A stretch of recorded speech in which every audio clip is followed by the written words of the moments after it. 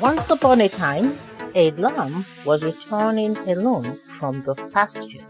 Seeing him unprotected, a wolf started following him with the intent of eating him. The lamb realized that he could not escape. He turned around to face the wolf and said, "I know, friend wolf, that I must be your prey. But before I die, I would ask one favor of you.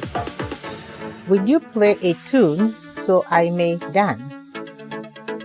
The wolf complied and started playing. The lamb started dancing. Some hounds heard the sound of the pipe and ran up to the wolf and started chasing him. The wolf realized he had been tricked.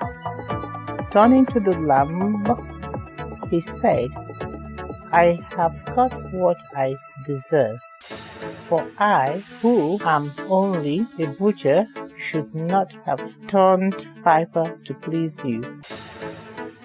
In time of dire need, clever thinking is key.